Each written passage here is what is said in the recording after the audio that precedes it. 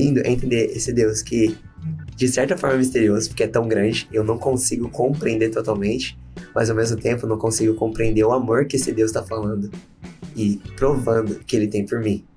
Então acho que a primeira pergunta que a gente tem que se fazer é: você já entendeu o amor de Deus? Eu tenho uma dúvida, eu queria saber se você crê nos dons do Espírito. Vamos ter vários alunos aqui da Newcastle, pessoas que não são alunos da Newcastle, mas que têm um sonho, né? Sim. De ir pra fora, com certeza, ter essa experiência cultural em outro país. E para a maioria das pessoas que estudam inglês, Estados Unidos é a referência, né? E só fala com ele. Fala: Jesus, eu quero te conhecer. Só esteja com ele, porque ele já te ama. Fala, pessoal! Estamos iniciando mais um episódio do Podcastle. Da Newcastle. Newcastle, aí sim, hein?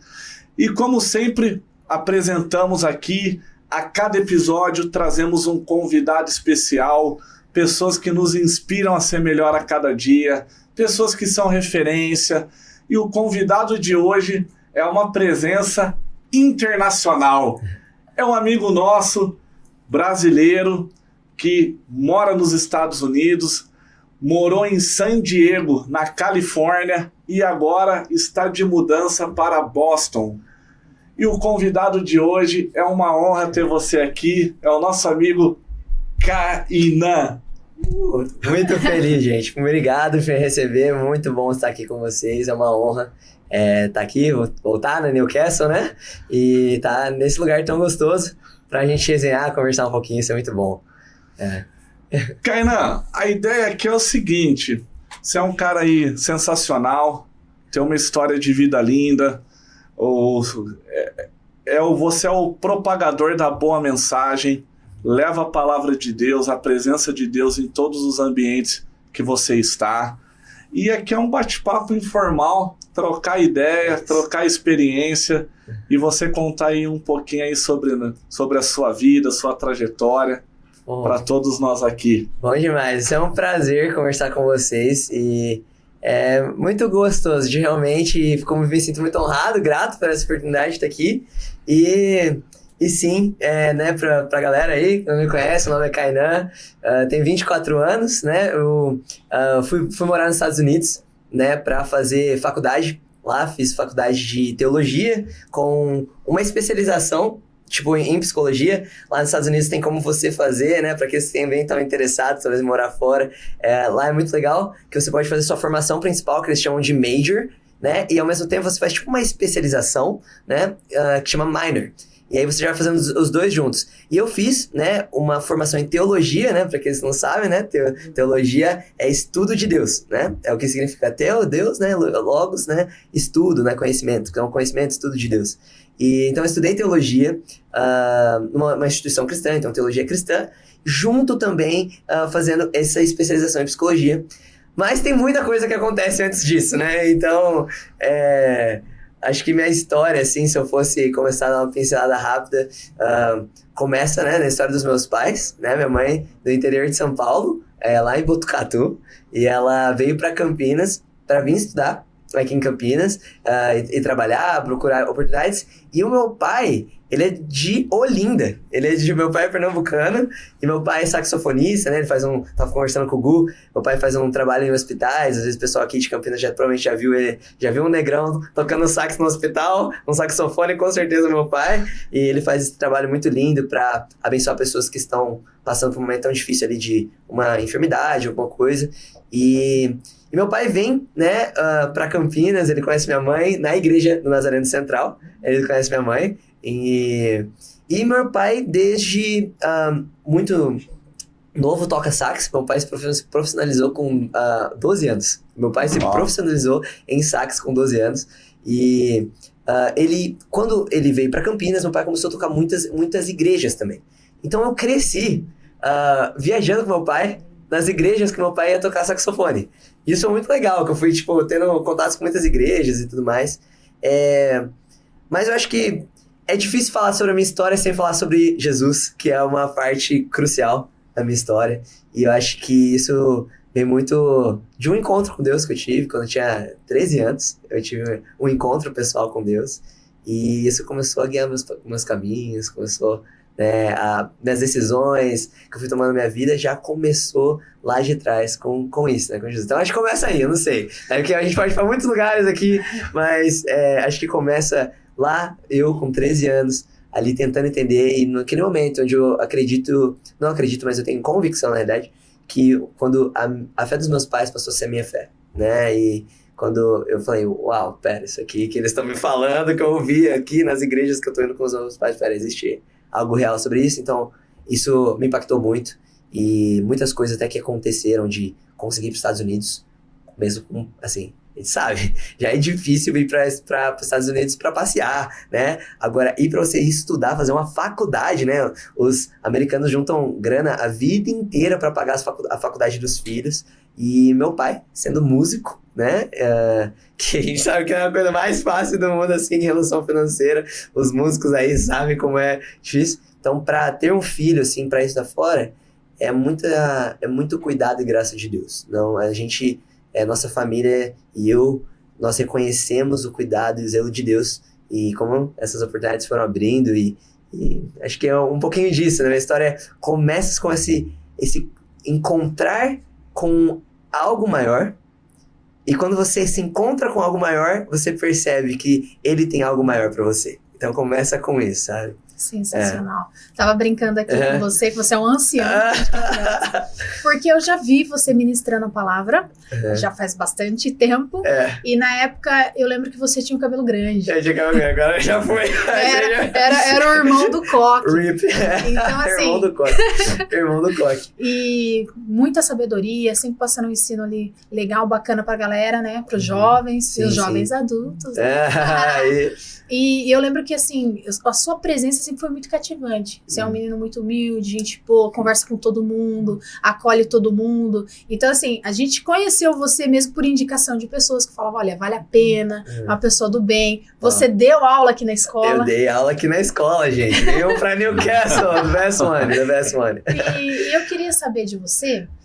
você que convive com esses jovens, né? O que você pensa em relação ao serviço mesmo, ao servir o próximo? Como que tá a juventude? Qual que é o seu olhar sobre essa geração?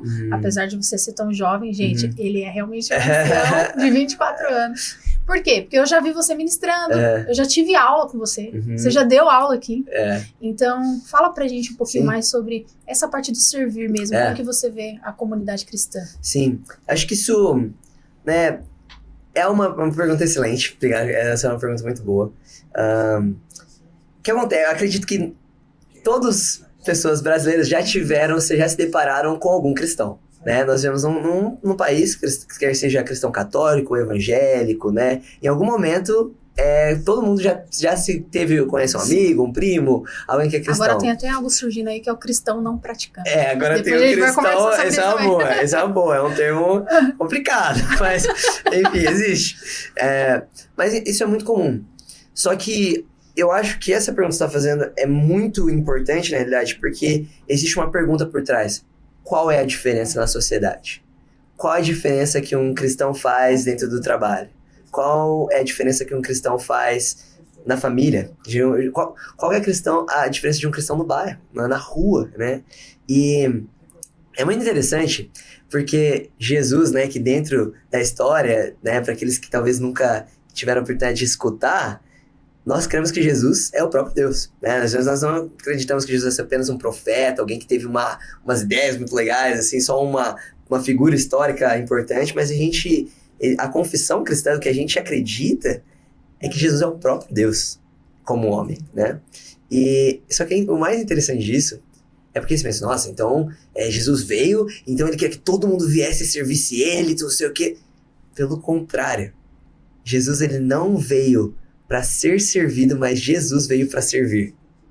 Entendeu? A imagem que fica, tem um momento na história de Jesus, né, que você pode ver na própria Bíblia, é que Jesus, antes dele ser sacrificado na cruz, ele tem um momento com os discípulos, e ele se ajoelha no chão sujo, com uma bacia, com um paninho, e ele começa a lavar os pés dos discípulos. Ele fala, eu estou aqui para servir vocês. E ele fala, vai agora e faz isso com outros, né? E por que eu estou falando isso muito importante? Porque eu acho que existem, para pessoas que não são cristãs, muitas vezes existe uma crítica que, por sinal, é verdadeira, né? Que, infelizmente, verdadeira, que muitas vezes tem contato com um cristão, mas as coisas que esse cristão tem feito, não existe nada de, tipo, atraente no que está se fazendo. Muitas vezes, talvez com uma postura arrogante, ou talvez com, não sei, existem muitas coisas que talvez, quando as pessoas de fora da igreja, pessoas que nunca tiveram contato diretamente com o cristianismo, falam, pera, que é isso, né? E eu acho que isso é importante, porque existe uma responsabilidade para cristãos de que a gente não está aqui só para, nós não estamos aqui para ser servidos, mas estamos aqui para servir, né? E nesse sentido, eu acho que existe uma responsabilidade muito grande de nós como os cristãos, a gente pensar como é que eu vou tratar um morador de rua? Como é que eu vou tratar uma pessoa que está me servindo num restaurante, onde muitas pessoas ali passam por aquele restaurante e talvez nem falam bom dia, talvez não dá nem um sorriso àquela pessoa, não pede nem por favor, muitas vezes, né? A ideia do cristão eu não estou aqui para ser servido, eu estou aqui para servir. Então, eu acho que algo muito importante, uma pergunta que a gente tem que se perguntar. Primeiro, a gente entende que Deus nos ama. Então você precisa se perguntar, você já entendeu que Deus te ama? Essa é uma pergunta que todas as pessoas, quer você já tenha tido um contato com Deus, a ideia de Deus é o ponto mais importante da vida de uma pessoa. A pessoa pode não acreditar em Deus, mas a ideia, o que essa pessoa pensa sobre Deus vai fazer uma diferença enorme na vida dessa pessoa, né? Porque quando você entende que existe alguém maior que você serve, é algo incrível quando a gente entende, né? A gente começa a olhar para o tamanho do universo, a gente vê a perfeição de tudo isso, a grandeza de tudo isso.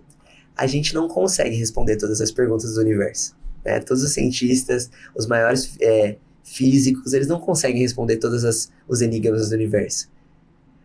E aí, nós como cristãos, nós não conseguimos responder todas as perguntas sobre o Deus que criou esse universo, né? Então, mas o mais lindo é entender esse Deus que, de certa forma, é misterioso, porque é tão grande, eu não consigo compreender totalmente, mas ao mesmo tempo não consigo compreender o amor que esse Deus está falando e provando que ele tem por mim.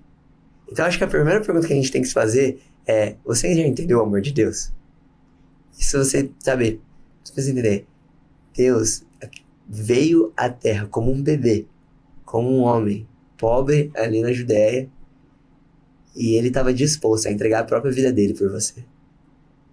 A cruz, que muitas vezes a gente vê, né, e no Brasil é tão comum, a gente vê, né, Jesus, né, na cruz e tudo mais, é algo muito comum, mas existe essa pergunta, o que é isso? O que esse símbolo está querendo dizer? O que é esse homem sangrando aí nesse negócio de madeira aí, uma cruz? O que está acontecendo? Aquilo é uma expressão do amor de Deus por você. Então esse é o ponto 1. Você precisa entender o amor de Deus por você. O ponto 2, depois quando você entende, e por isso que eu falo, porque em tese os cristãos são aqueles que entenderam, eu sou amado por Deus, que receberam do amor de Deus. Mas para esses que receberam o amor de Deus, tem uma responsabilidade. Porque se Deus entregou a vida dele, se Deus fez isso em um ato de amor, agora é a nossa responsabilidade, que é o segundo ponto. Você tem amado, né? Então, existem muitos desdobramentos do amor, né? O amor não significa necessariamente não confrontar. Meus pais me amam, eu não tenho dúvida nenhuma. Graças a Deus, tive 2 pais maravilhosos. E quantas vezes meus pais já me repreenderam, já me confrontaram. E eu sei, sem a menor dúvida, que isso é uma expressão de amor, né? Se um bebezinho de 3 anos, 2 anos, tá indo lá querendo colocar o dedinho na tomada, e o pai e a mãe não vai lá dar um tapão na mão da criança, tira essa mão daí. Isso é amor, tipo, o fato do pai e a mãe falar, não, mas isso é amor, entendeu? Um pai maquiavélico, assim, perverso, seria um pai que tá vendo o filho indo, colocando o dedo na tomada e fala, vamos ver, deixa, entendeu? Isso é algo profundamente maldoso. né? Então, nós temos essa responsabilidade de viver e na forma como a gente faz, na forma como a gente serve as pessoas ao nosso redor. Olhar para talvez aquele morador de rua que, tipo, todo mundo tá passando e não tá falando uma coisa, isso aqui a gente pode dar uma atenção, sabe, diferente. Então, existe essa responsabilidade sobre questões, como que a gente se porta e como nós refletimos Jesus na sociedade. Isso é algo importante, que muitas vezes não é falado, mas acredito que não é falado de forma prática e específica, que igual Jesus fala, eu estava nu e vocês me vestiram ou não me vestiram. Eu estava com fome e vocês me deram de comer ou não me deram de comer. Eu estava com sede. Então Jesus dá um exemplo muito prático sobre como amar, né? Então, eu acho que são coisas importantes. Eu acho que foi bem mais longa essa resposta, mas acho que isso entra nessa questão de servir, né? Tipo, né? Igual, por exemplo, já servi aqui na Newcastle, já trabalhei aqui, né? E vocês trabalham para muitas pessoas, ajudando todas as pessoas, né? Até conseguirem ter uma escola de inglês, conseguirem desenvolver o inglês e tudo mais. Todas as coisas que vocês estão fazendo, isso é servir. Mas existe algo diferente quando a gente entende que todas as pessoas ao nosso redor são dignas do nosso serviço e do nosso amor, né? Então isso é um ponto importante que Deus tem falado muito comigo. E então, acredito que é mais ou menos isso. Legal. Não sei se responde. Nós falamos aqui um pouco, você falou um pouco sobre o amor de Deus. Certo. Mas você não acha que está um pouco conturbado a maneira como as pessoas enxergam o amor agora? Né? Você acha que o cristão, ele tem uma parcela de culpa em relação a isso? Uau, isso é muito importante. E eu acredito que sim, em muitos sentidos, né?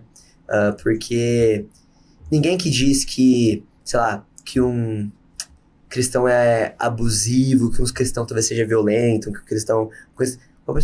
Essa pessoa provavelmente não falou isso do nada, né? Essa pessoa não acordou um dia e falou, que os crentes são assim, né? Dessa forma, não sei o quê.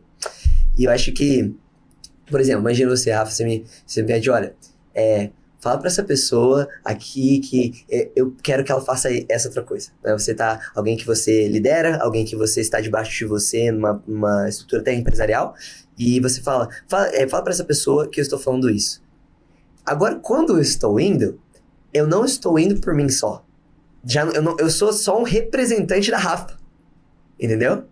Então, o que eu preciso fazer, a melhor forma é quando eu chegar pra essa outra pessoa e falar, olha, a Rafa te pediu pra você fazer isso aqui e dessa forma. Entendeu? Agora o que acontece? Seja lá o que eu faço pra essa pessoa, é a Rafa fazendo. Sim. Está no nome da Rafa. Entendeu? Então se eu vou e chego pra pessoa, você tá fazendo tudo errado, você tem que fazer isso aqui, gritando, é a Rafa, eu tô representando a Rafa. Agora, se nós nos intitulamos cristão, pra quem não sabe, cristão significa pequeno Cristo, né? Significa pequeno Cristo. Se eu estou sendo uma representação de Cristo, existe uma responsabilidade enorme de como nós fazemos isso. E sim, definir o amor, sem se tornar cada vez mais algo difícil, né? E acredito que a gente vive um momento no Brasil e mundialmente. Eu falo isso mundialmente porque eu tenho morando fora, né, já morei, fiz faculdade fora, tô voltando agora para passar mais um tempo em Boston. E eu sei que a gente tem vivido um momento histórico de uma polarização enorme. Isso de diferentes cenários, né? Pode ser uma disparidade política, ideológica, religiosa. Existe muita tensão, né? Existe muita divisão, tipo assim, você é o inimigo, você é completamente mal, aí o outro lado vem, não, você que é o inimigo, você que é completamente mal, e fica nesse vai de volta. E nesse momento onde, tipo, parece que eu só consigo amar os do meu grupo, entendeu? Eu só consigo amar que concordam comigo. Parece que o amor é sentir uma fora, olha, talvez eu discorde de você, mas vamos conversar. Você vai vir no churrasco na minha casa. Não precisa ser inimigo. Exatamente, entendeu? O amor, muitas vezes, tá sendo difícil de definir porque é isso. Porque uma parada que é muito doida, isso eu acho que é algo muito importante pontuar. Que a gente tá crescendo em uma sociedade profundamente individualista. Então o que acontece? Eu defino amor pra mim. Eu defino o que eu entendo como amor. E aí, depois que eu defino como amor, eu só vou amar aqueles que se qualificam dentro daquilo que eu chamo de amor. Entendeu? Isso é muito doido. quando todo mundo começa a fazer isso, começa cada um ficar com os seus guetos, né? Cada um começa a ser... cada um começa a se fechar, né? E é isso onde tem essa tensão se torna. Então, acredito que amor, nesse cenário, muitas vezes, é a gente conseguir sentar com alguém, que você discorda profundamente, e você conseguir falar, olha, talvez eu discorde de você, mas isso não quer dizer que eu não ame você.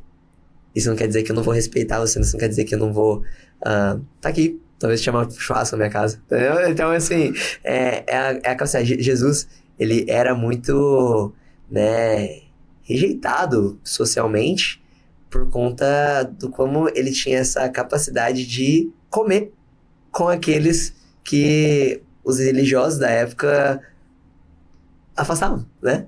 Então, Jesus tinha essa capacidade de conseguir sentar para comer. Isso não quer dizer que Jesus concordava com tudo. Pelo contrário, existe uma história de Zaqueu, né? Porque, né, que é aquela música, né? Que todo brasileiro conhece. Como Zaqueu... Quem que é Zaqueu, né? Porque fala, como Zaqueu eu quero subir, né? Talvez ninguém entende, né? O Brasil inteiro ouve essa música, mas talvez ninguém entende. Existia esse homem, que ele era um coletor de impostos, né? Porque o Império Romano estava ali na região de Israel. E existiam pessoas que eram do povo de Israel e eram utilizadas pelo Império Romano para pegar impostos. Só que acontecia, o Império Romano falava, você precisa cobrar esse tanto das pessoas. Mas não colocava nenhuma restrição do quanto esse coletor de impostos podia colocar mais. Então, os coletores de impostos, eles extorquiam o próprio povo. Porque o Império Romano falava isso, só que eles iam lá e aumentavam para eles ficarem uma parte para eles. Então, os publicanos na época eram pessoas muito ricas e basicamente completamente corruptas, né, com o próprio povo, né? E Zaqueu, ele era um coletor de impostos e quando Jesus chegou tinha uma multidão parou a cidade. Jesus estava na cidade, parou a cidade e ele era baixinho, literalmente, ele era baixinho. Então por isso que eu falo que ele quer subir, porque ele tinha esse desejo de ver, ele tinha tanto desejo de ver Jesus que ele sobe numa árvore para conseguir ver Jesus. E Jesus vem e fala pra esse cara, que para pensar, que pesado, era um cara ali que era um ladrão, entendeu? Era tipo, ele tava roubando, extorquindo o próprio povo. E Jesus para debaixo da árvore e fala, Zaqueu, desce, hoje eu vou na sua casa. Eu vou comer com você. E, né, com os outros amigos, com os outros coletores de impostos que também estariam ali. E Jesus vai. Jesus parou a cidade, mas Jesus foi na casa daquele que era rejeitado. Entendeu? E é doideira, mas olha o que acontece na história. A gente não sabe, a gente não tem um relato na Bíblia do que aconteceu na casa. O que eles conversaram, como foi o jantar, o que eles comeram, será que foi um franguinho, a gente não faz ideia do que tem. Mas o que a gente sabe é que depois que Jesus passa pela casa dele, fala que Zaqueu, ele restitui as pessoas que ele extorquiu 4 vezes mais. Entendeu? Forte. E aí, Jesus, quando Zaqueu toma essa postura, Jesus fala, hoje houve salvação nessa casa. Entendeu? Então, isso é muito doido. Jesus, ele conseguia sentar e falar, vamos comer junto, eu vou ficar na sua casa, entendeu? Mas isso ainda não quer dizer, né, que, né, existe a diferença. Eu vou fazer outra pergunta. Faz, manda bala, por favor. Ainda partindo desse princípio, sim, por favor. Se hoje Jesus encontrasse um dos pastores palestrantes e chamasse para um jantar, diante desse cenário que a gente vê, porque muitas pessoas elas têm uma certa resistência ao cristianismo, porque para algumas instituições virou uma fonte de renda, né? Onde assim, é deturpado o evangelho, né? Não é aquilo que Jesus pregou. Eu queria saber qual é a sua visão em relação a pessoas que são levadas, muitas vezes são igrejas que ficam lotadas, né? E acabam tirando né, o pouco que eles têm ali para colocar diante do altar como oferta, né? A promessa do 10 vezes mais, você 10 vezes multiplica e tal, enfim. Normalmente isso acontece com pessoas que não teve muito acesso à educação, são pessoas que estão ali, a sociedade ali, né? Eu queria saber qual que é a sua visão, já que você é um pregador da palavra, uma pessoa que cresceu num cenário totalmente diferente, né? Não é essa a realidade cristã que a gente vive, mas existe, né? A gente sabe que existe. Eu queria saber de você o que Jesus falaria nesse jantar, que lá no caso aqui a gente não sabe, mas diante de tudo que você já aprendeu, o que você deixaria, assim, que você acredita que Jesus falaria? Excelente pergunta, Rafa. E é muito bom, gostei. E eu acho que, né, existe um ponto, né? Eu vou fazer a minha melhor tentativa aqui do que eu acho que eu posso, entendendo, né, do que eu entendo de Jesus. Porque só Deus sabe, só Jesus sabe. Só Jesus sabe o que ele falaria de fato. Mas eu acho que algo que a gente tem que entender é que talvez a palavra, por exemplo, vou sair um pouquinho da rota aqui, mas já volto nas coisas da sua pergunta. Por exemplo, a palavra santo. A gente escuta também, né? Tem os santos, né? Tinha do futebol, santos. A gente escuta. Santo não sei o quê. É uma palavra que é muito jogada aí. E o que é santo? Santo, na palavra, santo significa separado, porque é tipo um nível completamente separado de bondade. Do que é bom, do que é lindo, do que é perfeito. Santo. É algo completamente separado, sabe? E, tipo, sabe quando existe alguém que se destaca? A gente fala, pô, essa pessoa é separada, entendeu? Essa pessoa é um destaque. Tipo, tá todo mundo aqui nessa média, pô, tem essa pessoa que tá aqui, seja lá em matemática, em tipo, sei lá, alguma questão de esporte, essa pessoa tá aqui, né? Destaque. A palavra santo significa separada. Mas é tipo, não é aqui num nível, tipo, sei lá, essa pessoa é melhor aqui, não sei o quê. É um nível eterno. Tipo, não existe. Quando a gente pensa em bondade, Deus ultrapassa todas as fronteiras de bondade que a gente possa entender, né? Deus, quando a gente fala sobre beleza, sobre aquilo que é atraente, lindo, Deus, ele é a coisa mais atraente e desejável de todas, entendeu? Essa palavra é santo.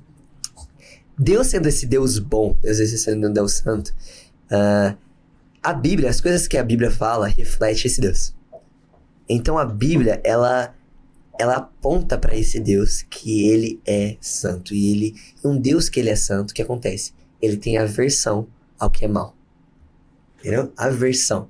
Igual você pegar um imã e virar do lado contrário, que eles repelem, assim, sabe? Vamos falar é a mesma coisa se a gente falar Deus e o pecado, né? Como a gente fala dentro da igreja, né? Pecado, mal. Quando coloca Deus e o pecado desaparece. Entendeu? Por isso que nós cristãos cremos que aqueles que estão em Jesus têm o pecado perdoado, santificado, que a gente até usa o termo santificado, que é tipo o pecado que era seu, a maldade que todos nós cometemos maldades. Se você acha que você não cometeu maldade, a sua maldade é que você é mentiroso. Então, todo mundo cometeu maldade. Mas a doideira do evangelho é que quando Jesus vem sobre a sua vida, ele retira essa maldade, assim como um imã que expele, sabe? Quando vira, é Deus, quando Jesus entra na sua vida, ele repele o pecado. Isso não quer dizer que você pode ter dificuldade ainda com maldades, com pecados, tentações, né?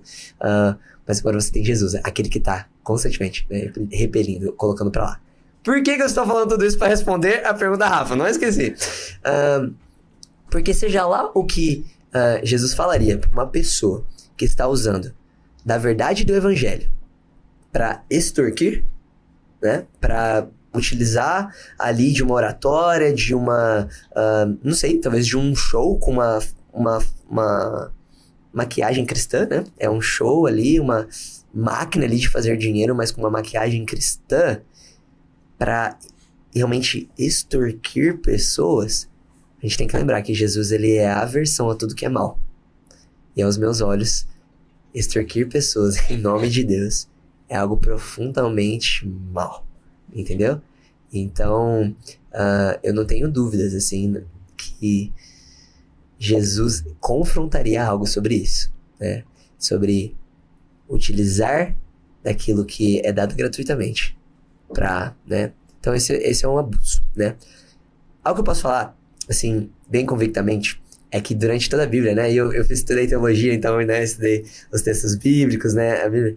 Algo que acontece de novo na Bíblia, se a gente pegar os profetas, tem uma grande parte, se você tem uma Bíblia em casa, você pode pegar a Bíblia, você provavelmente tá ali, a parte praticamente do meio ali da Bíblia, você vai ser um monte de nome de vários caras.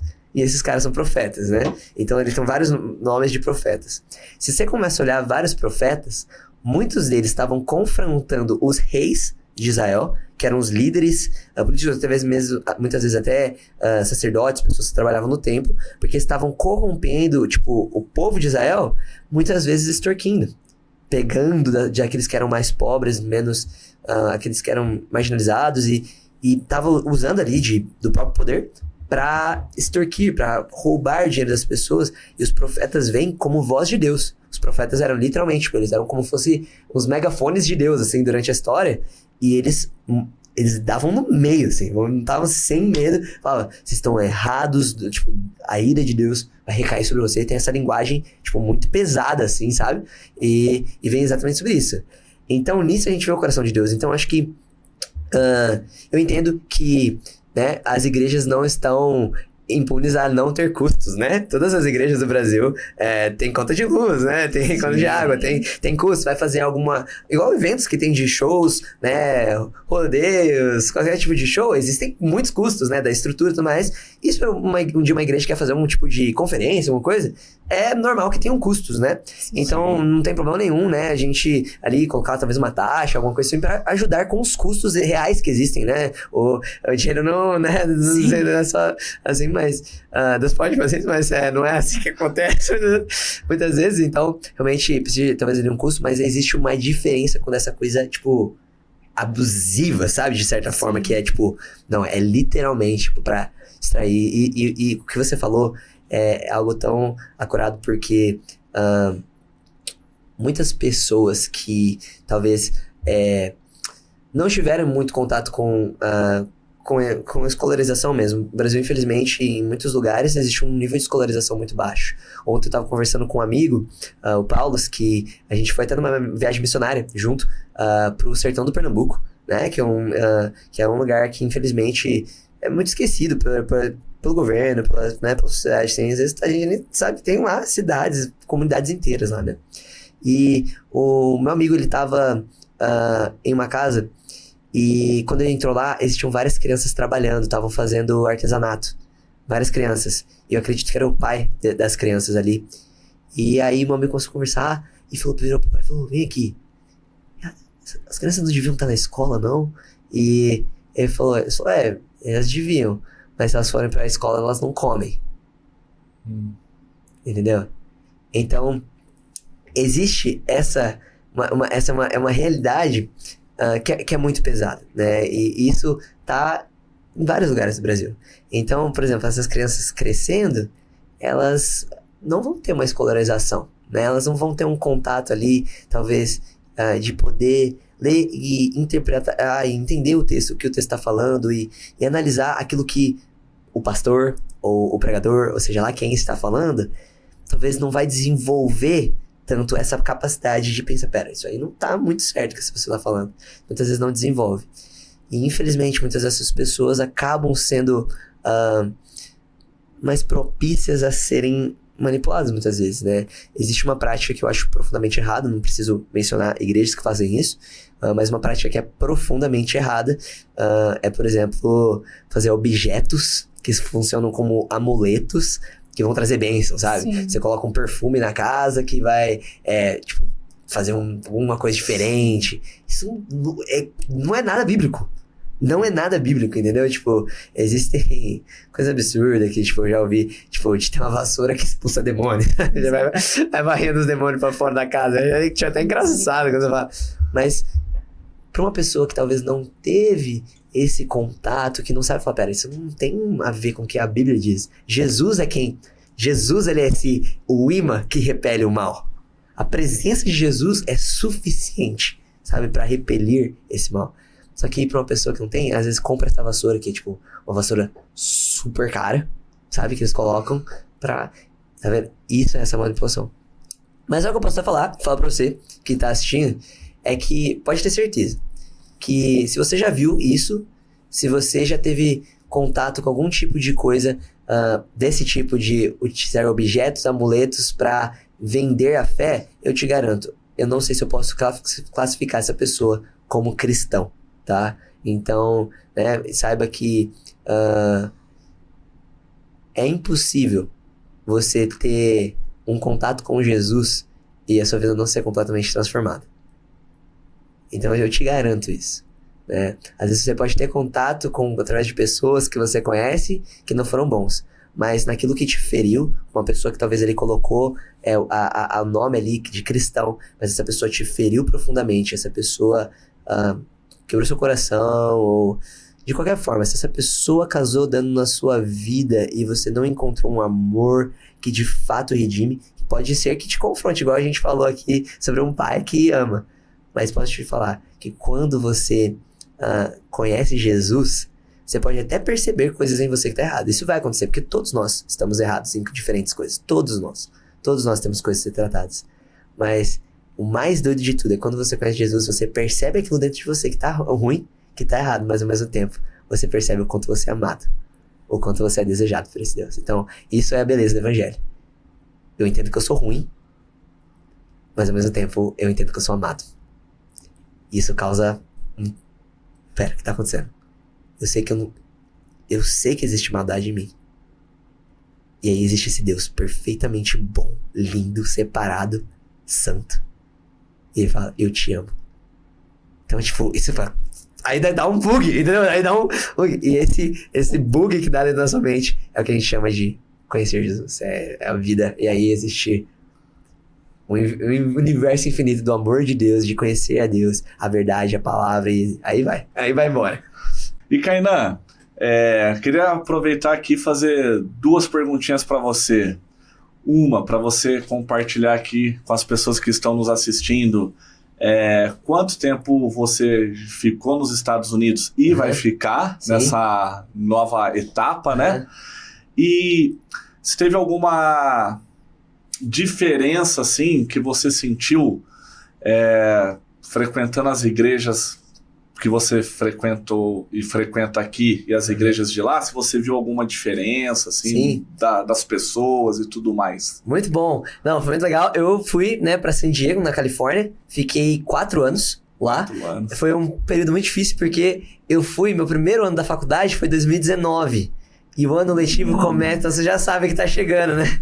2019, e o ano letivo começa em setembro, né? Comecinho de setembro, finalzinho de agosto.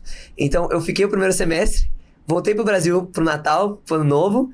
Quando eu voltei pra lá, eu fiquei 2 meses e já começou a pandemia. Então, foi bem pesado. Tanto que depois, quando eu voltei pra lá, depois de 1 ano, em março daí de 2021, que eu voltei pra lá, eu fiquei, tipo, 1 ano e meio lá, sem voltar pro Brasil. Até pra tirar o atraso ali daquele tempo que eu tinha ficado aqui no Brasil, que eu tive que voltar, porque a faculdade fechou, foi uma loucura. Ah, você conseguiu voltar na época, então. Graças a Deus. Top. Eu consegui. Foi coisa, tipo, de 1 semana. Eles falaram, tipo, na terça, tipo, na segunda ou terça, eles falaram, até sexta-feira todo mundo tem que sair da faculdade. Foi, tipo, bem loucura. Mas eu fiquei lá 4 anos, né, em San Diego. Aí eu voltei pro Brasil, tava aqui, né, esse aninho aqui, né, curtindo a família, trabalhando aqui. E agora eu volto e eu fico mais 3 anos. Cerca de 3 anos, talvez um pouquinho mais, dependendo ali de quanto vai durar os mestrados e tudo mais. Mas eu fui para muitas igrejas, eu fui para igrejas diferentes. Primeira diferença que eu percebi das igrejas americanas, que é uma parada muito doida, que reflete a sociedade americana em muitos sentidos. Lá existe muito igrejas atribuídas a um tipo racial, a uma cor de pele, assim, porque, né, os Estados Unidos teve segregação racial, né, até que o Martin Luther King, que era um pastor, muitas pessoas talvez não saibam disso, né, Martin Luther King é uma figura histórica do movimento de ativismo negro, né, da comunidade negra nos Estados Unidos, da Black Culture, né, e ele era um pastor, e ele falava que tudo que ele fazia nas ruas de ativismo para que acabasse a segregação racial, ele falava que era uma extensão do ministério pastoral dele. É que ele falava, eu sou um pastor, e eu sou pastor de uma comunidade de pretos. E eu falo pretos porque existia um sentido que a gente fala bastante sobre, talvez negros, talvez muitas vezes não é a melhor palavra, né, que a gente fala os pretos, né. Lá eles nunca falam, tanto que negro lá é muito pesado, tipo, você não pode falar negro, você fala black, né, black é o respeitoso, né, por isso que eu falei pretos aqui, que na verdade eu acho que é um pouco invertido muitas vezes, mas enfim. Só que ele tinha esse ativismo para acabar essa divisão que acontecia até nas igrejas. Existiam as igrejas brancas, existiam as igrejas para os negros, existiam as igrejas para os latinos. Então é muito dividido. Só que acontece, isso terminou nos anos 60, né? Ou pelo menos a lei de segregação acabou lá. Mas o que acontece?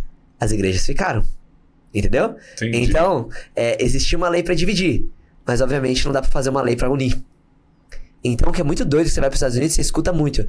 This is a black church, this is a white church, né? Tipo, essa igreja pra preto, essa aqui é uma igreja pra branco, essa aqui é uma igreja...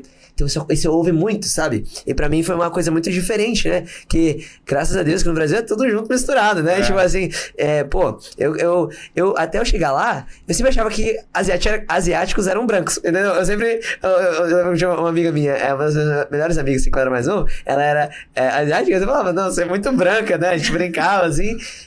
Só que lá eles não consideram asiáticos brancos, porque até a própria cor de pele tá atrelada ao grupo étnico num todo. Então é muito dividido. Então isso é muito pesado, muitas vezes nas igrejas. Então isso foi a primeira coisa que eu falei, nossa, isso é diferente, né? Eu não tinha escutado isso. Mas também existem, então isso é um ponto que a gente reflete algo um pouco mais sério.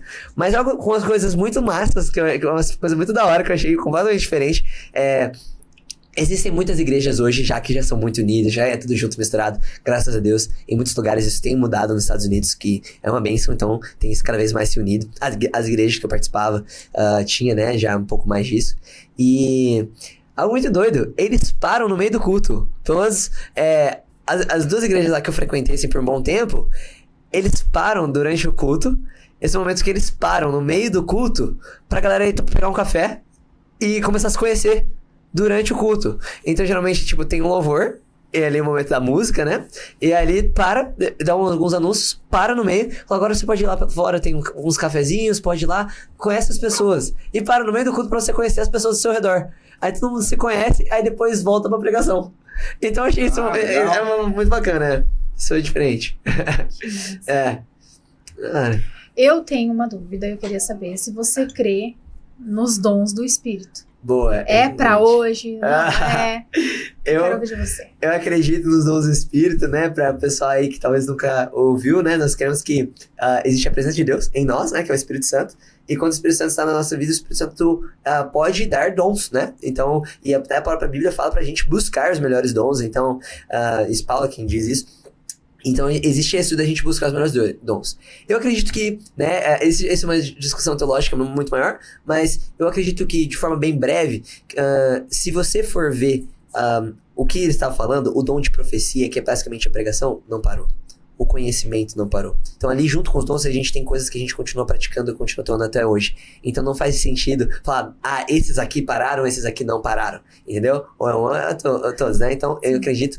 E, sim, eu acredito. E falando, sendo muito sincero, eu acredito até a nível pessoal, no sentido de experiências que eu já tive, que foram, assim, coisas absurdas que são dom de Deus, né? E posso até contar um pouco. Que você entrou nesse viés, né? Você poderia contar, então, pra gente alguma experiência sobrenatural que você viveu, claro, que te marcou profundamente, que você falou, nossa, só poderia ser Deus mesmo. Não, completamente. Bom, algo que eu acho que foi incrível, uma coisa que aconteceu comigo alguns amigos meus.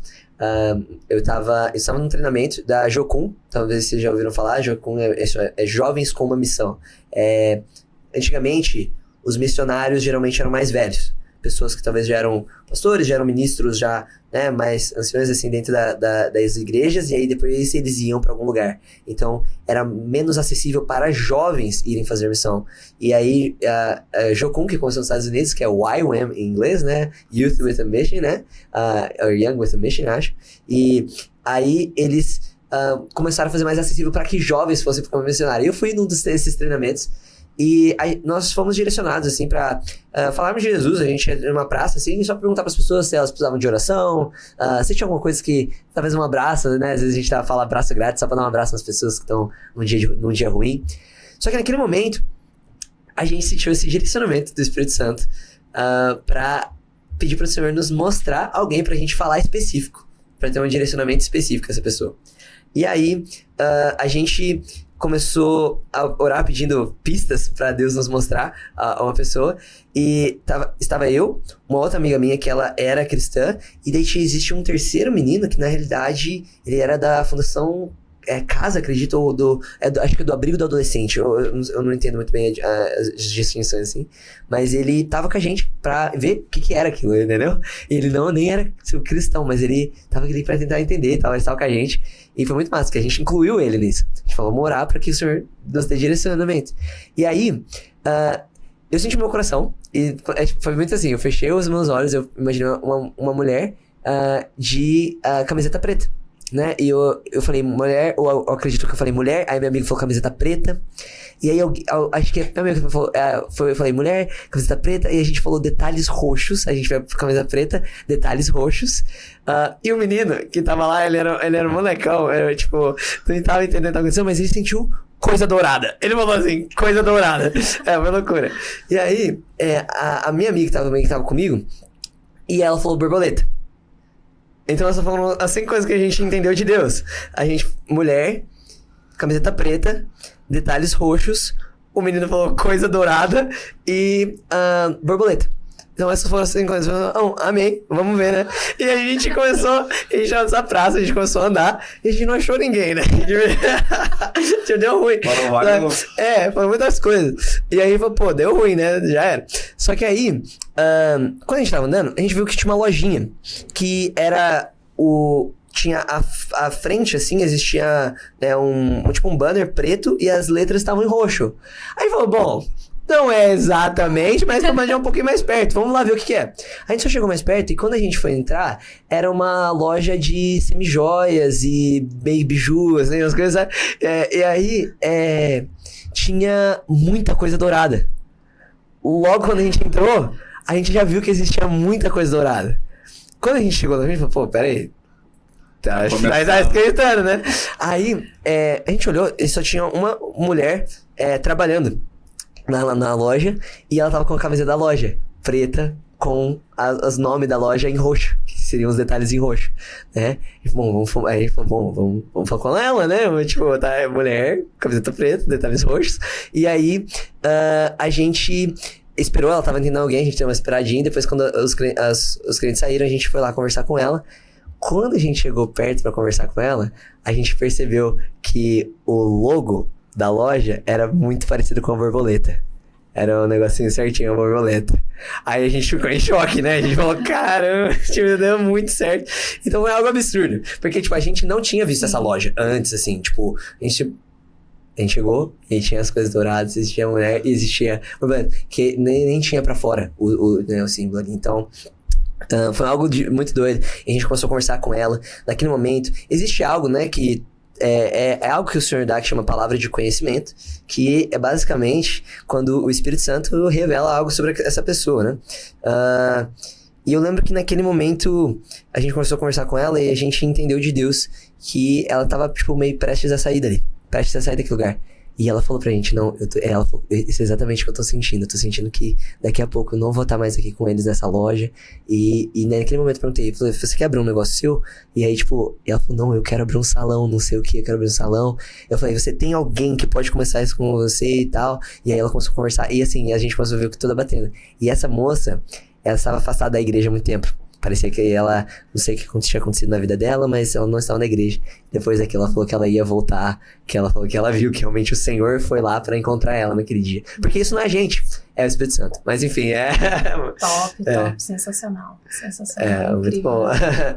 E o legal é isso, né? A pessoa realmente ir de novo ao encontro de Deus, sentir esse cuidado de Deus, né? Olha o detalhe, né? Totalmente. Até o menino lá. Até o menino que tava ali. Opa, já inclui. E depois, na verdade, acho que antes disso, tinha até tido um outro. Que daí foi homem, a camiseta azul e Nike Shox azul.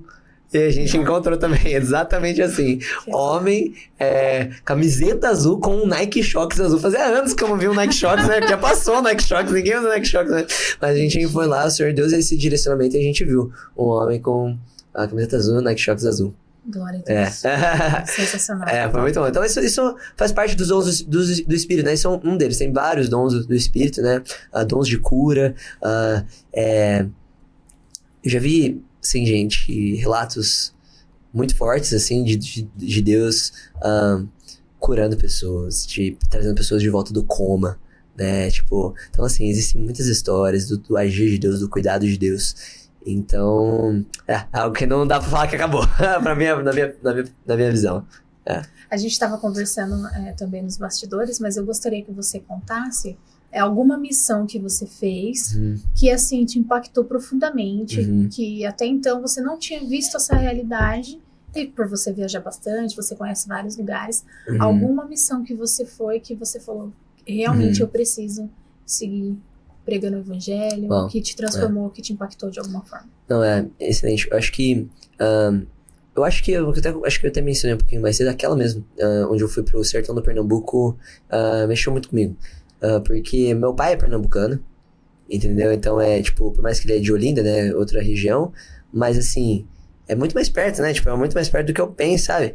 Então, eu lembro que eu fui pra lá e ver a realidade que aquelas pessoas estavam, que podiam ser meus primos, podia ser minha família, podia ser eu. Sim. Podia ser eu estar ali, né?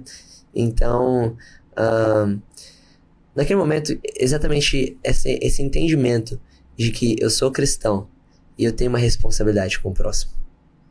Eu amo essa pessoa não de boca pra fora, né? Sim. E isso eu acho que é uma coisa que a igreja muitas vezes tem falhado de falar que ama o mundo, mas não tem feito nada pra se mover em amor para com o mundo, né? E principalmente para aqueles que precisam.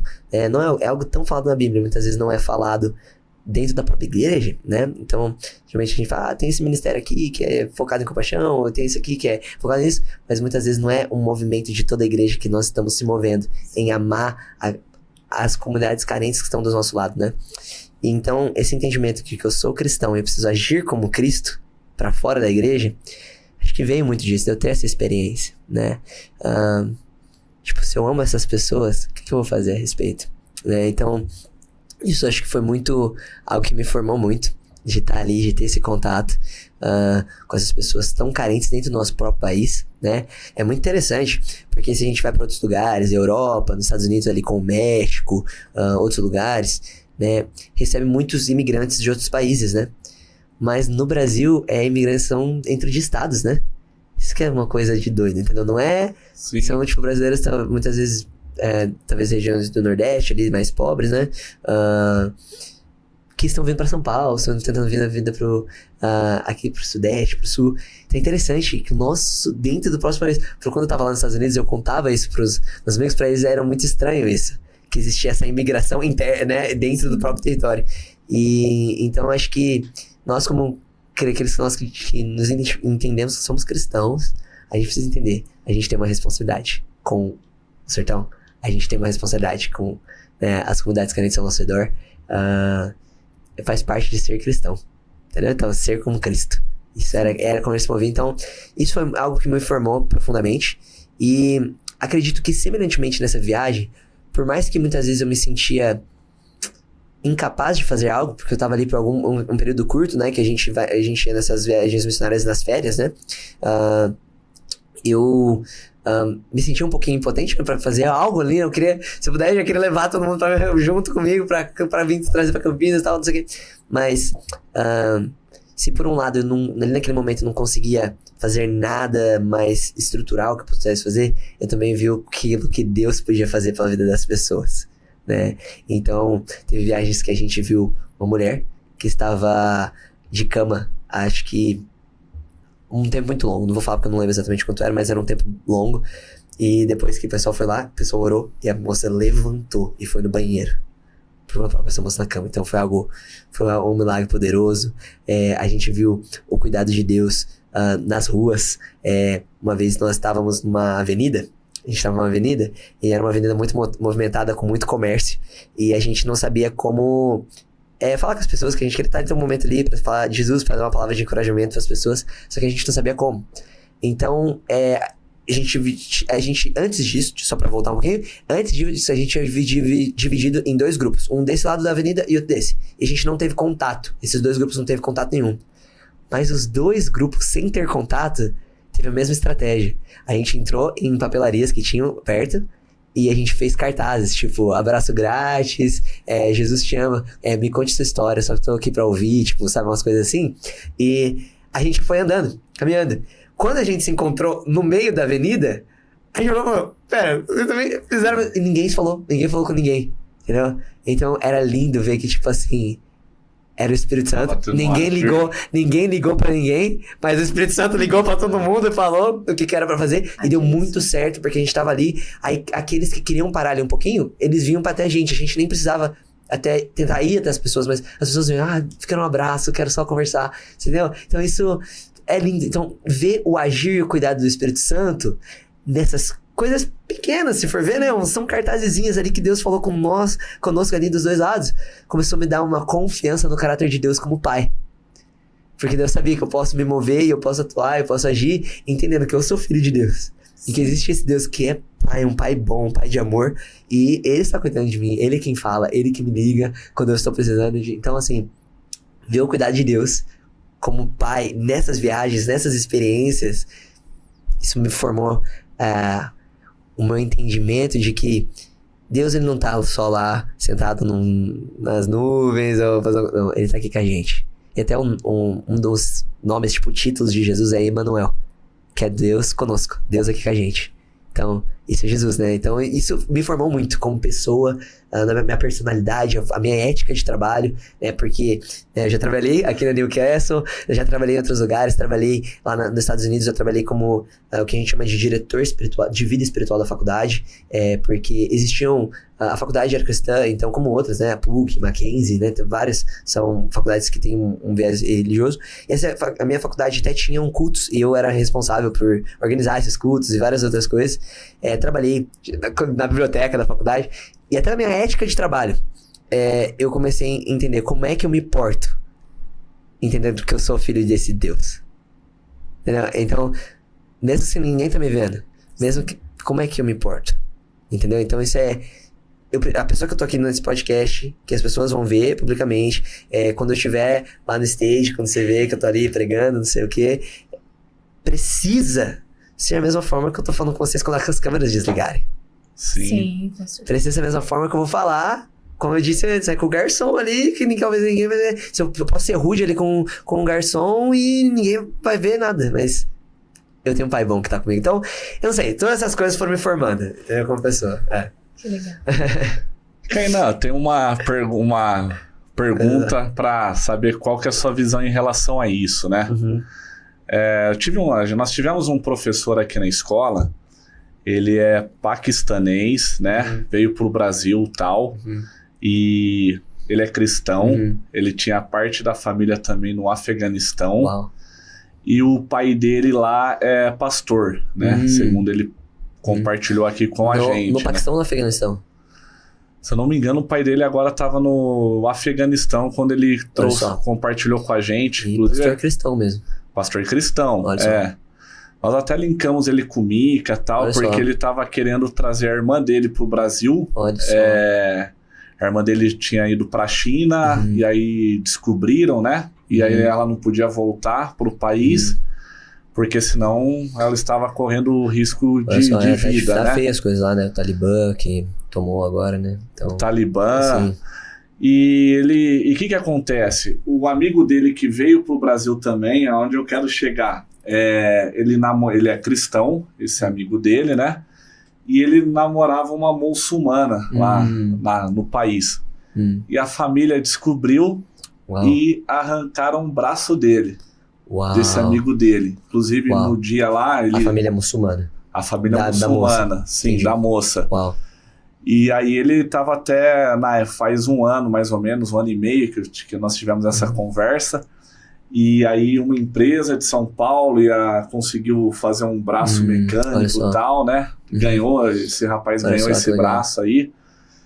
E por que, assim, sou cristão, você por onde passa leva essa mensagem de Deus, a Medina propaga a palavra todos os dias, né? E assim, Jesus é amor, Deus é amor. Todas as pessoas que eu conheci na vida, que conheceu a Jesus e se entregou a Jesus verdadeiramente, teve a vida transformada, né? Uma coisa que eu sempre ouvia do Mica, a palavra nunca volta vazia, porque de fato existe essa transformação. E na sua visão, um mundo globalizado, um mundo aí universal, né? Onde hoje os povos se conectam, né? Sim. Por que existe tanto ódio assim em alguns países? Por que na sua visão ainda existem cristãos que são perseguidos e não pode ter essas histórias que eu não acreditava, e depois frequentando a igreja nós começamos a ver vários testemunhos, né? Não pode ter Bíblia, não pode tem que ler a Bíblia escondida, tem que participar de um culto num subsolo, né? Porque senão corre risco de vida, risco de serem presos, mortos. Por que você acha... Sim. Se Deus é amor, a palavra é amor, Jesus é amor, e por que existe esse ódio, essa repressão tão forte assim na sua visão em alguns países? Excelente pergunta, Gu. E tem tantos caminhos que eu posso responder essa pergunta. Mas acho que o primeiro ponto que eu acho que é importante a gente lembrar até, tipo, voltando ao que Jesus disse, só assim como o mundo me odiou, eles também vão odiar vocês. Então é interessante porque o próprio Jesus já tinha previsto isso, né? Porque, de fato, o amor, ele é atraente, ele é cativante, sabe? Quando você entende o amor de Deus, tipo, sabe? É algo tão maravilhoso, só que o amor é custoso e o amor transforma. Entendeu? Sim. Então, por exemplo, quando você se apaixona, você começa a fazer as loucuras de amor, né? Começa a fazer aqui por necessário. Você tem que ir dirigindo não sei pra onde, pra ir lá, dar uma carona, não sei o que, vai fazer uma coisa. Você começa... Tal. O que acontece? O amor te leva a fazer. É aquilo que a gente tava conversando. O amor te leva, o amor transforma. E muitas vezes, muitas culturas, muitos lugares não gostam da transformação que o amor de Deus causa. Que o amor de Jesus causa nas vidas das pessoas, né? E existe, né? Fazendo uma análise até um pouco mais sociológica da coisa, existe toda uma cultura, existe todo um conjunto de hábitos, de tradições, que para quando aquela pessoa se encontra com Jesus, parte disso que talvez até tá atribuído a uma identidade cultural da pessoa, muitas vezes é confrontado, né? Então, muitas vezes existe uma reação a, tipo, uma ameaça cultural. Tipo, a pessoa está vindo, tipo, tá contando com o cristianismo, mas está afetando a cultura da pessoa. Então, existe muito disso. Então, as autoridades dessa região, os líderes, têm essa repressão, esse ódio contra uma preservação da cultura, né? Tanto que existe, né? E isso que é difícil para esses lugares que já tiveram barreiras, né? E isso é muito presente no Oriente Médio, vários países da Ásia, né? Toda essa região, né? Coreia do Norte, Afeganistão, todos os aí, Cazaquistão, vários deles são muito fechados. Oriente Médio, né? Todos. E é muito doido. Então, o que acontece? Muitas vezes, não é só sobre amar, mas é saber como amar. O como a gente faz as coisas é muito importante. Por exemplo, eu posso te dizer que eu te amo, mas eu tô fazendo disso de um jeito que você não entende nada, né? Tem até aquele livro do Gary Chapman, né? As 5 Linguagens do Amor, né? Que é tipo assim, às vezes você tá amando a pessoa, mas a pessoa não tá entendendo. Existe um como correto de amar. E eu acho que o mais importante quando a gente tá apresentando o amor de Deus pras pessoas é a gente conseguir mostrar pra elas que um amor que elas conseguem se identificar. Um amor que elas conseguem entender. Como é que a gente vai apresentar alguma coisa que a gente tá falando, eles estão entendendo Z, entendeu? Então, assim, a gente tem que apresentar algo. E, por exemplo, se a gente até falar do Oriente Médio, muitas vezes vão falar, essa aí é, tipo, a religião, tipo, europeia, do não sei o que e tal, uma coisa opressora, mas é interessante, né? Porque o cristianismo começou no Oriente Médio.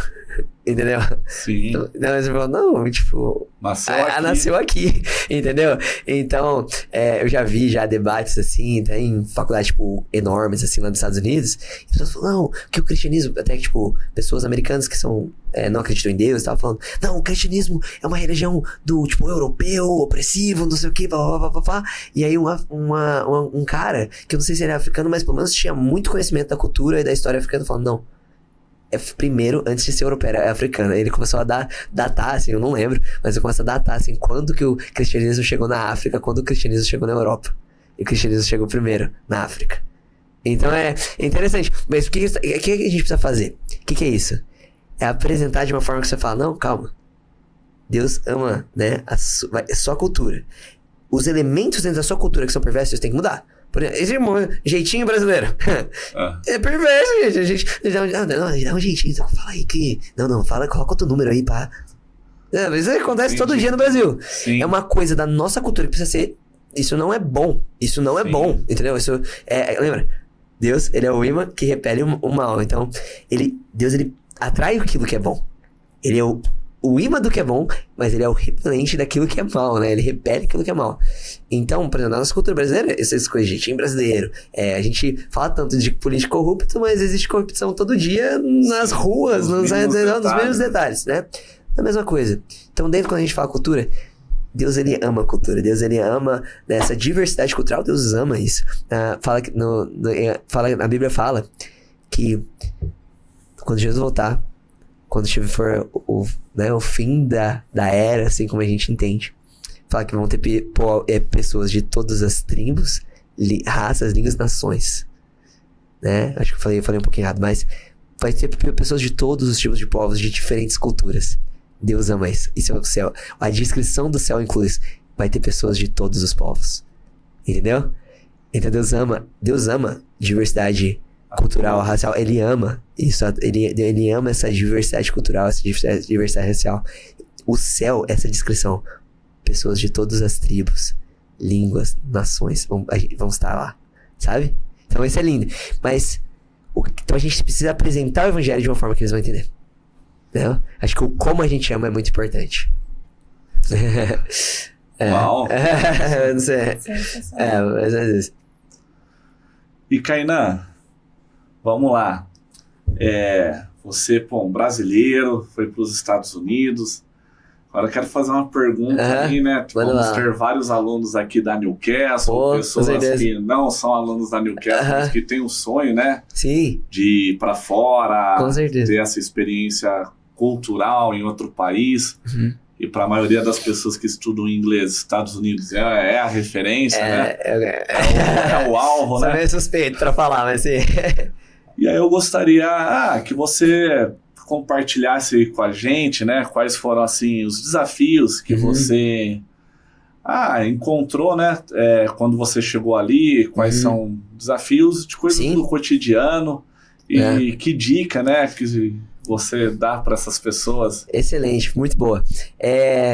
Acredito que a primeira dificuldade foi o inglês, então, gente, Newcastle, aqui já é o momento, aqui, pronto, Newcastle já tá aqui, mas, realmente, tipo, o meu primeiro desafio foi o inglês, né, porque eu já fui direto pra faculdade, eu tive que fazer o TOEFL pra, né, conseguir entrar na faculdade, mas, por mais que eu conseguisse a nota que eu precisava pro TOEFL, isso não quer dizer que eu conseguia viver a realidade de, tipo, estar lá e, tipo, conseguir falar com o povo, escrever texto acadêmico em inglês. Então, isso eu acho que foi o primeiro choque.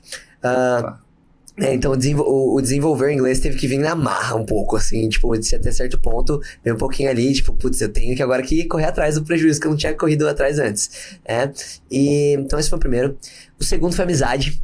A forma como o brasileiro se relaciona, querendo ou não, é muito mais fácil.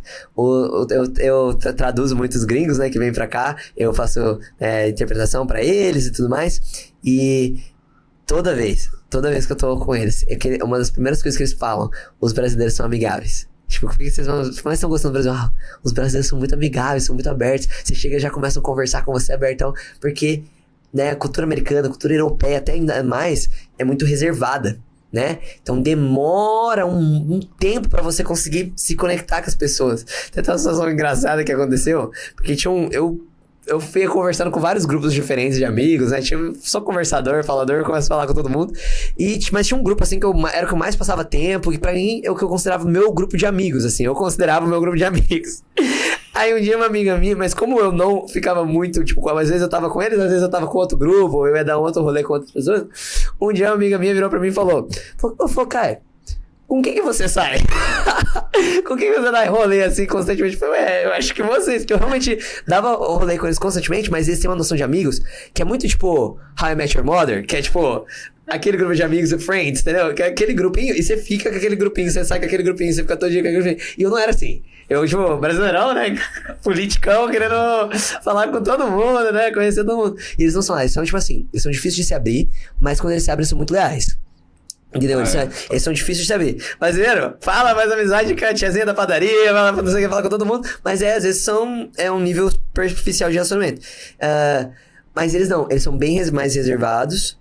Então, muitas vezes é mais difícil de se conectar num primeiro momento. Mas depois que você abre também é muito gostoso. Então, mas isso foi um desafio pra mim no começo, a desenvolver essas amizades. Terceiro, cultura de igreja. que eu sou cristão, crescer na igreja pra mim foi difícil, assim, encontrar um lugar que eu me senti em casa, dentro de uma cultura de igreja. Existem muitas diferenças aqui, né? Eu consigo falar um pouquinho das que eu vi, mas existem muitas diferenças de práticas que eu talvez não consiga entender muito bem e tal. Então isso foi um pouco estranho pra mim, inicialmente. E acho que... com certeza, isso tipo, é um elemento, mas acho que é meio, tipo, pra todo mundo, que é a saudade, né? A saudade sempre pega um pouco, saudade da família, dos amigos, da cultura, você começa a ficar lembrando, né? Então, vamos lá. Falei 4 pontos. Eu falei 4 pontos, eu vou dar umas dicas pra cada um desses. Então, primeiro, inglês. Primeira dica. É isso aqui. Estuda, se dedique. Sobre as amizades. Busque entender a cultura deles primeiro. Como você pode fazer isso? Perguntando pra alguém que já mora lá há mais tempo. Pergunta pra um brasileiro que já tá lá. Você vai você vai pra Iowa, né? Um estado, tipo, meio interior, assim, dos Estados Unidos. Pergunta pra algum brasileiro. Acha algum brasileiro, ou talvez alguém, assim, alguém latino, assim, tal. Fala, e aí, como que é? Você tá aqui há 15 anos, 20 anos. Como que eles são pra amizade? Entendendo como é que eles são pra amizade, respeita isso. Você tá lá, né? Então, tipo, entenda, né, como conectar com eles de forma que é respeitosa, que eles vão entender. Então, acho que essa é uma dica. Converse com alguém que já tá lá mais tempo, e aí respeite isso, e meio que entra no jogo deles para que você consiga se relacionar de igual pra igual. Acho que pra igreja, porque eles são cristãos, talvez vão pra um outro lugar. Acho que existem 2 coisas que vocês podem fazer pra ajudar. Procurar brasileiros, por exemplo, vai pra algum lugar, procura uma comunidade brasileira, talvez eles possam ter um contato ainda pra você ter essa cultura de igreja, brasileiros que são cristãos ali na região, só pra ter ali um contato, né, e você ter ainda um pouco da cultura de igreja que você tinha no Brasil. Mas parecido com amizade, busca entender como é que eles operam na igreja lá. Então isso foi uma coisa que demorou pra entender. Fala, pera, calma aí, como é que eles fazem igreja aqui? Né? Então entender isso, e mais ou menos como amizade, depois você entendeu, entra e começa a navegar junto na onda deles, né? E aí acho que a saudade acho que é o mais difícil, que eu não tenho dica, eu preciso aprender. Mas acredito que, né, ligar, FaceTime, chamada já ajuda bastante. Ver o rosto ali, né? Aproveitando aí que você falou da sua formação, todos os livros que você já leu, você até citou um aqui, assim, Imagem do Amor. Eu queria que você desse uma dica aí pra essa galera, porque a gente sabe que tem muita gente falando na internet, ensinando na internet, mas pessoas assim que você viu que realmente tem o caráter de Cristo, que você segue, dicas de livro, o que você teria pra falar? Perfeito, maravilhoso, vamos lá. Eu vou falar de 3 livros, deixa eu pensar. Vamos lá, vou falar de 3 livros que eu acho que é muito importante. Acho que vai ser bom para as pessoas. Primeiro, Louco Amor, do Francis Chan.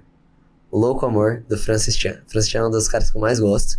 Ele é um pastor. Ele foi pastor na Califórnia por muito tempo. Depois ele fez um ministério itinerante muito grande. Depois ele foi ser missionário em Hong Kong. Hong Kong e depois em Myanmar, eu acho que ele ficou um tempo. Depois ele voltou para os Estados Unidos, agora tá com uma igreja nos Estados Unidos. Mas enfim, o cara é sensacional. Louco Amor, do Francis Chan. Que é entender pensar sobre esse déficit de amor. Esse amor que é louco. É louco. Eu não sou bom, eu não tenho nada pra oferecer. Em mim eu tenho maldade, mas existe esse Deus lindo, perfeito, santo, maravilhoso que me ama. É loucura isso. É louco, entendeu? Como é que pode ter um amor desse? Então, Louco Amor, do Francis Chan. Segundo livro, para aqueles também que estão tentando entender a fé cristã, mas às vezes sente um pouco raso na forma como é abordado a fé cristã, Cristianismo Puro e Simples, do C.S. Lewis. Às vezes tem pessoas que acham a linguagem às vezes um pouco difícil, porque ele usa muitas metáforas, ele usa muitas figuras de linguagem na forma como ele estava descrevendo Deus, mas te ajuda a entender bastante, de uma forma até um pouco mais profunda, né? Vamos dizer, as raízes, as fortalezas assim, do que significa ser cristão, né? E acredito que um terceiro livro que eu posso indicar para vocês é do Timothy Keller, Ego Transformado. Timothy Keller, Ego Transformado. Esse aqui, gente, é excelente. Pra todo mundo aí que quer dizer, Timothy Keller, Ego Transformado. Você já leu Ego Transformado? É que o nome não é estranho do autor. É muito bom. Timothy Keller é excelente. É Ego Transformado. Ego Transformado, Timothy Keller. Mas o autor não... É muito bom. É muito bom. O livro é fininho. Eu, na verdade, eu nem li esse livro. Eu ouvi. Demorou 4 horas. Eu não sei se eu coloquei no ponto mais rápido, não sei. Mas eu ouvi o livro. É excelente esse livro. É o audiobook. Ego Transformado, basicamente ele tá falando como a gente vive muito dentro de nós mesmos. Do nosso ego. A gente só pensa na gente. Sabe? A gente faz as coisas pensando no nosso bem. Se alguma coisa nos afeta, a gente sente que alguém é superior a gente, ou a gente acha que alguma coisa afetou o nosso bem-estar, do nosso ego, a gente fica mal. A gente quer ficar com raiva. A gente, sabe? Várias reações negativas vêm do quê? Desse ego inflado que muitas vezes você tem.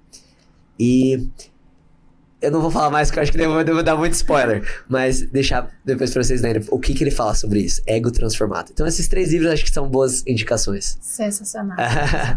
E aí, Gu, você tem uma pergunta? Eu já... Cara, olha, posso te falar? Eu já tudo. gostava de você. Agora, eu sou ainda mais Que isso, mãe. Você vai ir, cada vez que você voltar pro Brasil, você tem que vir aqui. Vamos, vai ser um prazer, vai ser uma alegria toda vez. Vai ser uma alegria. É muito, assim, de verdade, ouvir você falar, a gente fica por horas aqui, né, escutando essas histórias, essas vivências. É um prazer, muito gostoso. Eu brinquei com você porque, gente, 24 anos, Gu. Não, sensacional. A Funeca tá de 24 anos. A mentalidade tem 200. Cara, não, Kainan, é sensacional. É um prazer estar com vocês. Todas as vezes que eu tive com você foi edificante, pô. Lembra que a gente foi lá na Starbucks? Eu tava pensando nisso, velho. Tava pensando nisso, os nossos cafezinhos foi muito bom. Foi top demais, pô. Meu Deus. E você, assim, naquela época lá, pô, na minha vida tava meio turbulentinha, assim, emocionalmente e tal, que eu tinha passado recentemente ali as questões com a minha mãe, e ter tido aquele encontro com você. Uau. Foi, assim, sensacional, deu uma acalmada no coração, trouxe paz, então... Glória a Deus. Eu já era seu admirador, mas ali, pô, sacramentou ali. O Kainan é diferenciado mesmo, assim. Sabe, eu acho que tem uma frase, né, que eu acho que foi João Calvino que falou, mas que é tudo aquilo de bom que você... tudo aquilo de mal que você vê em mim sou eu. Tudo aquilo de bom que você vê em mim é Jesus, é Deus. Então eu acredito nisso, porque por mais que eu sou novo, eu não tenho dúvida nenhuma que todas as coisas que eu aprendi na minha caminhada com Jesus é Ele, entendeu? É literalmente graça dele, e essa graça tá disponível para todo mundo. Esse relacionamento com Jesus, a cruz, e até falar pra galera que tá a gente assistindo, né? A graça de Jesus, o sacrifício de Jesus está completamente disponível para você. O amor de Deus não é um privilégio para alguns. É uma garantia para todos. Isso é garantido. Deus te chama. A questão é, você tá entendendo, você tá recebendo esse amor, né? É muito importante a gente entender isso. Porque às vezes tem essa coisa, Deus tá comigo, Deus tá comigo, Deus tá comigo, Deus tá comigo. Mas a pergunta é, você tá com Deus? Não, eu acho que é a pergunta mais importante. Então, essa graça e amor, que é tudo a graça dele, é Jesus, né? Então, sempre bom lembrar disso, que isso é pra nós, sabe? E essa vida com Deus, que tá disponível pra qualquer um. Basta se achegar e ele vai se achegar até nós. Então, isso aí. Muito bom. E Kainan, estamos chegando na reta final aqui, né, desse episódio, que a Medina falou, foi sensacional. De fato, aí nós temos muito carinho, amor, respeito por você, admiração aí pela pessoa que você é. De fato, assim, todas as pessoas que eu conheço em comum, que te conhecem, só são elogios, e o Kainan é sensacional. Então, na verdade, eu tenho um pedido, né? Eu lembro que eu estava em um culto com a Medina, aqui na igreja do Nazareno Central. Certo. E o seu pai estava fazendo uma apresentação lá, e o Val Vassoura chamou ele lá na frente. E seu pai compartilhou ali um pouco do trabalho que ele faz, né? É o que você até contou a história aqui. E eu lembro que foi algo impactante, que era algo mesmo ali que eu tava vivendo a situação com a minha mãe ali, que ela teve um câncer e tal. E seu pai, pô, né, na hora de um paciente que tá ali no hospital, receber um diagnóstico e tal. E aí o trabalho que seu pai faz nos hospitais, eu falei, pô, de fato é Deus. Porque era bem na época ali que eu tava tomando essas pancadas de receber esses diagnósticos. E eu falei, de fato isso é aquela questão, quando você não tá passando por esse deserto, por essa dor, você sabe que tem alguém sofrendo ali, mas às vezes comigo não tocava, eu não sentia essa dor. Quando você tá sentindo essa dor, é algo que te desestrutura completo, né? E o seu pai fazer esse trabalho aí, dá pra ver a sua origem, por que o Kainan é o Kainan.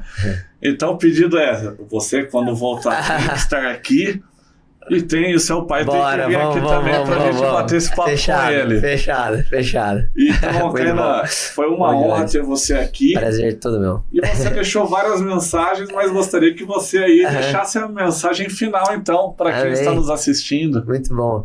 Acho que a mensagem que eu posso deixar para finalizar é que talvez o cristianismo não foi muito bem apresentado para você.